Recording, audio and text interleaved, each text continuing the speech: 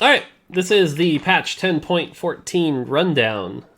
Before we do the rundown, as always, going to ignore chat, focus on the game, or focus on the rundown, and talk about where we were. So, what was interesting is, if you look at the patch 10.13 notes, directionally, nothing was incorrect, right? We pulled down some power, we nerfed Cybers a little bit, we nerfed Jinx a little bit, we nerfed Riven a little bit. We kind of let the meta evolve on its own, and what the meta evolved into for most players was that Cybers, Jinx, and Riven dominated the meta. People learned how to optimize those builds really well, so it was definitely kind of a miss on our part. So because of that, we are definitely going to try to make a bigger change here. So again, 10.13 was light touches, 10.14 is going to be heavier touches. What you're going to see here is basically some buffs on carries that aren't operating as carries right now. So let's dive into it. First thing is, as always, there is one new galaxy. The new galaxy is Dwarf Planet, which basically is a set one board. The nearest and farthest row on every board is impassable, which basically means you have 3 rows. If you've seen it on stream a couple times, it's just a smaller board. Makes AoEs pretty good. Yeah, should be interesting. And yes, Littler Legends is the galaxy that has been removed. So no more galaxies that adjust your HP. Both Medium and Littler Legends are gone.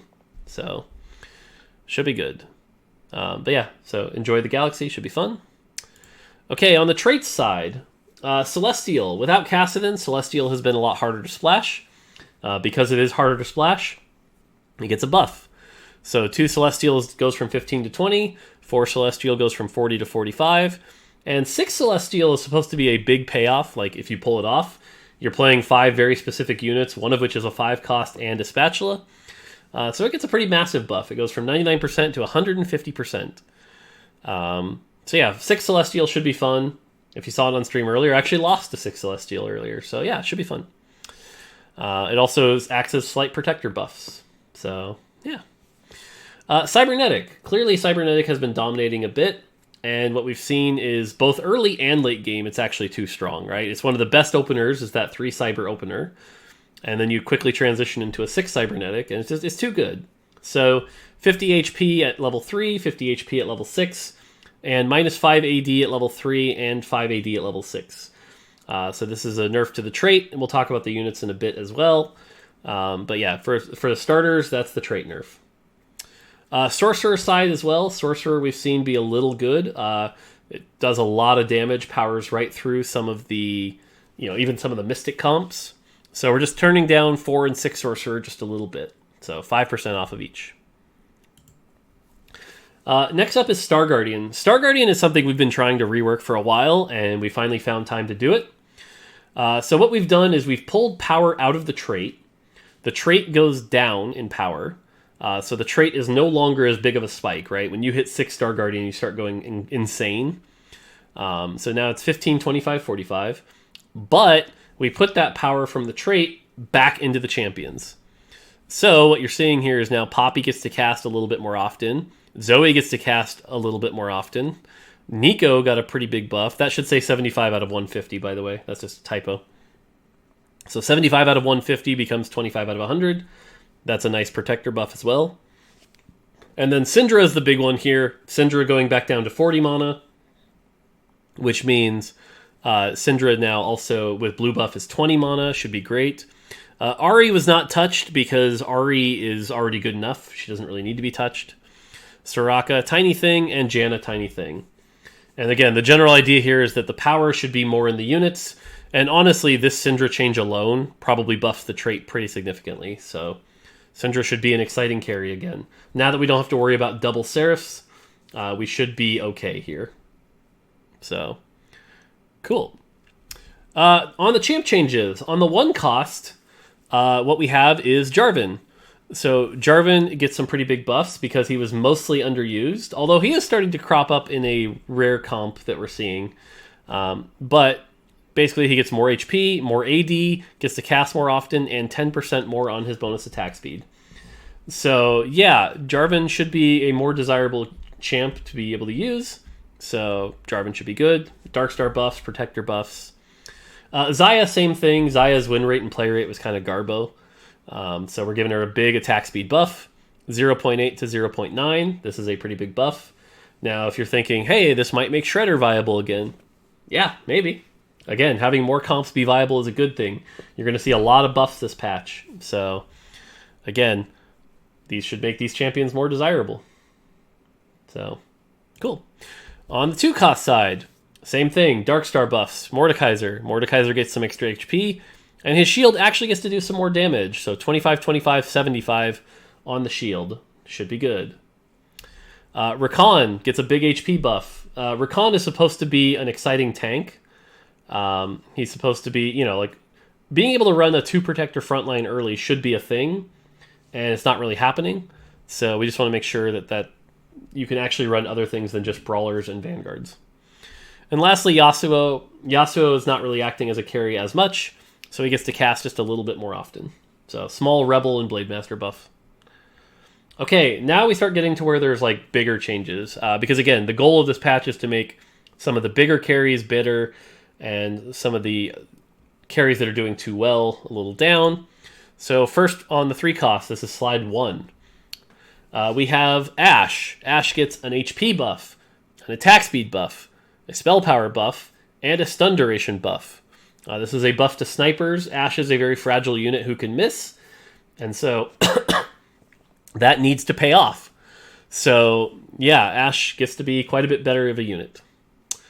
Ezreal. Ezreal is a lot of utility with a lot of really good tags and a lot of good damage. So he's kind of too free. Ezreal should be the kind of thing that you tech in if you're facing sorcerers and should be good against sorcerers, but should not be the obvious always put in your comp. So we're bringing his power down just a little bit so that maybe you consider Lucian if you want more damage versus Ezreal. Now, will this move the needle completely? Probably not. Ezreal will still probably be the most desirable thing for your Jinx comp, but if you make that choice, it'll be a little bit worse. So, Karma, another Darkstar buff. Karma is the kind of unit that you get early and you're like, no thank you, and you throw it away. We're trying to change that. So, Karma gets a shield power buff and the bonus attack speed on that shield when she casts. So, should be really good for making your attack speed fast. Yeah. Nico, in addition to the mana change she got earlier, also gains 50 more HP and 5 more armor, making her a more desirable 3-cost. She's supposed to be, the 3-cost protector, and the fact that most people were just kind of skipping her or using her if they had to was not really correct. So she gets to be stronger. And so yes, you saw Jarvan buffs, Rakan buffs, Nico buffs, Celestial buffs. Protector should be pretty strong. Continuing on, Shaco. Shaco gets to cast more often. We like it when he casts a spell. We do have to be careful to not put him back to that 10-9 days. But yeah, Shaco gets to cast a little bit more often. Syndra, in addition to the mana change, actually gets a small spell power buff to compensate for the sorcerer nerf. Because again, we want Syndra to be a star carry. So Syndra gets to be a little stronger. Syndra seems to be a good carry this patch. So woohoo! Vayne. Vayne, on the other hand, has the opposite problem.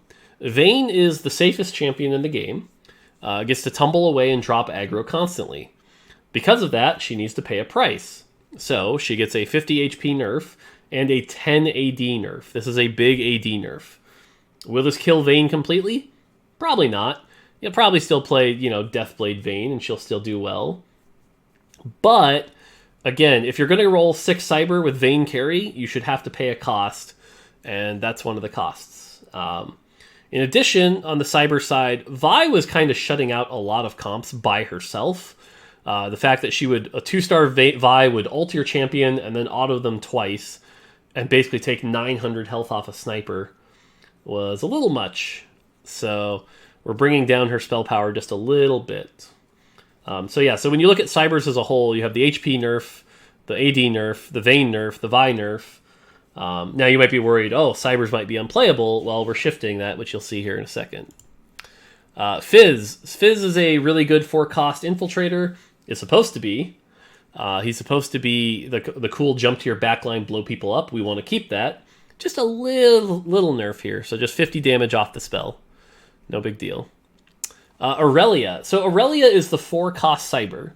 Aurelia is supposed to be, you're supposed to be excited when you get Aurelia.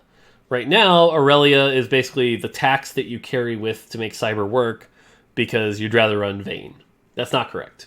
Aurelia is much riskier, has to dive in, and so she should be the star of the Cyber comp, not Vayne. So you can still use Vayne if you want, but Aurelia gets to be much more exciting. So 100 HP, 15 AD, 15 armor, 20 magic resist, and a 1-star buff so the transition's a little smoother. So Aurelia should be more exciting to use, and if you go that route on Cyber, cool, you should be rewarded for it. Jhin, sort of a similar thing. If Vayne is the safe Cyber, then or the safe sniper that can dodge everything, Jhin is like the not safe sniper. Jhin is like can get targeted very easily, has to deal with vanguards, things like that. So Jhin gets some pretty big buffs as well. 5 base AD, more attack speed at every level, and his 4th shot gets really big. This is a really big buff, going from 344% to 500%, and that's on top of the base AD and on top of the base attack speed. So Jhin should be scary, and he gets to be scary because he's risky, right? Like if an infiltrator gets on him and kills him, he's dead. Vayne doesn't have that problem. Vayne has to be a little scarier. So again, a lot more carries should be viable here, which is the goal. And so again, if you look at Darkstar, by the way, Jarvan buffs, Mordekaiser buffs, Karma buffs, Shaco buffs, Jhin buffs. I'd have to imagine Darkstar can be a pretty good comp now. Continuing on, Jinx. Jinx was an interesting one because we actually had a lot more nerfs lined up, but as we tested it out, it ended up being pretty bad. So we think Jinx being nerfed pretty minor is actually okay here. So all we did was lower her base attack speed a little bit. Now again, she's also dealing with the Ezreal nerf and an Aurelion Soul thing we'll talk about later. But this should bring Jinx down and make it a little harder for her to reset. She is still a 4 cost. She is still supposed to be exciting. But right now she is just a little too easy. And to be honest, there's still a part of me that's like, maybe this isn't enough. We'll see. But I do have some players also telling me that like this is too much. So we'll see. We'll see how it goes. Riven, same thing with Sorcerer. We wanted to bring them down just a little bit. So another 25 off Riven's shield. And Victor. Victor was just doing a little too much damage for what we would expect and want. For example, if you're running a 4 Sorcerer Death Cap Victor, you were basically hitting somebody for 40% of their HP plus 800, which is a lot. So we're bringing that down just a little bit. So, yeah, Victor goes down just a little bit. Finally, the 5 costs. Excuse me, voice going out. Aurelion Soul. Aurelion Soul is supposed to be a good champion. He's a 5 cost. But he was draining just a little bit too much mana. So bringing the mana drain down from 15 to 10, 25 to 15. And he was overperforming a little bit at 1 star, so we're bringing down the damage at 1 star only. If you hit a 2-star Aurelion Soul, that's still supposed to be a good champion. Still will be. Just won't quite shut you down completely. Janna, same thing with the Star Guardian changes and the Sorcerer changes and things like that. She just needed to be brought down a tiny bit. So just bringing down her bonus attack speed just a little bit. And then, as we talked about in the Reddit thread, Urgot. So Urgot has been a frustrating champ to play against. And to be honest, he probably always will be. He's always going to be this champion that, the stories of the 1-star Urgot has just hit my level 9 mech and deleted it. Like, that's always going to be the case. That's what he was designed to do.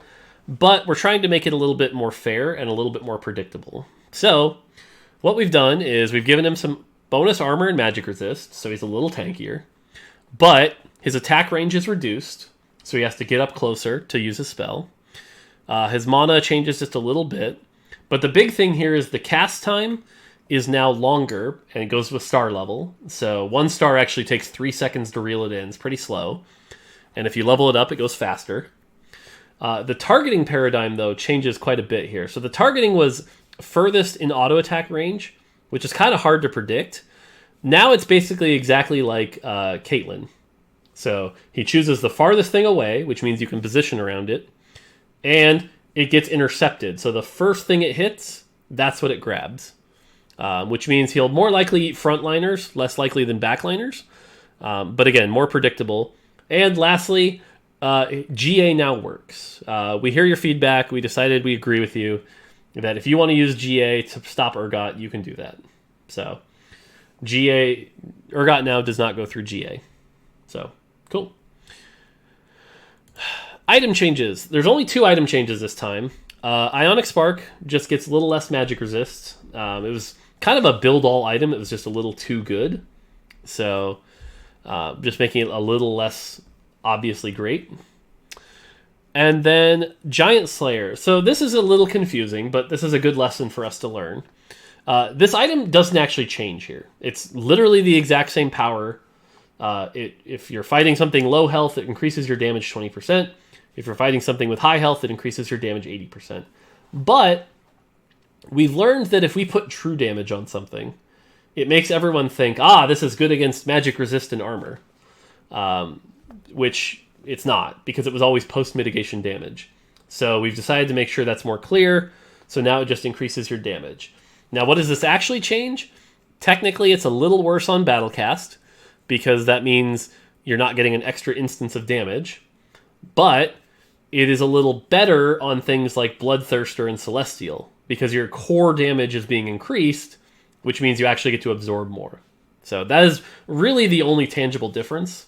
From power perspective, it's the same item. Okay, and then lastly, we have the system changes and bug fixes. From the system changes, small thing was when you dropped a Nico from a blue box, especially early, it felt like a punishment. So we're making it a Nico plus 2 coins, which is the equivalent of 5 coins from a box. This is just a thing where you don't feel like you get screwed out of gold.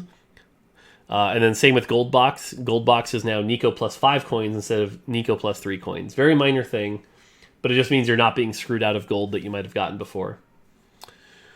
And then next up is the new tiebreaker system. So if you haven't seen this on stream, it's going to catch you off guard the first time. But basically the TLDR is running away has no impact on who wins or who loses. What happens is if 2 people die in the same round, they take damage into the negative. So if I'm at 10 health and my opponent is at 8 health and I took 20 damage, I'm now at negative 10. And the other person at 8 health took 10 damage, they're at negative 2. They place higher. If you haven't seen this yet, there's a clip in chat. But basically this eliminates the perceived pay-to-win maps because it's now basically whoever had the higher HP total at the end places higher. So this is a cooler system that makes it so that you don't have to deal with running away and trying to deal with all that crap that came with it. Lastly, bug fixes. Echo tooltip change, no big deal. Champions pulled in by Thresh can no longer be used to star up other units. This was a bug that was causing weird clone issues. Vayne's damage bonus attacks during final hour can now properly proc Blademaster. So if you were doing Blademaster Vayne, this fixes that issue and actually makes the 6 Cyber 3 Blademaster build actually okay now. Lulu polymorph units will no longer hop around while stunned. That just looked weird. Fixed an issue where Shaco would occasionally not receive Darkstar stacks if he was stealthed. Fix that. And Aurelion Soul can no longer cast while being reeled in by Urgot. So, alright, that is going to do it for the 10-14 rundown. Again, the goal here is a pretty big meta shift, actually. We're hoping to see a lot more carries do well. I'm expecting to see Syndra do well, some Darkstar with Shaco, Jhin, and Xerath all do well, Protectors do well. Plus, we should still see some Jinx, some Cyber, things like that, Sorcerers, Mech, etc., etc. So, hopefully after this patch, we'll see a lot more diversity. I'm looking forward to it personally. I hope you are as well. That's going to do it for now. Until next time, take it easy.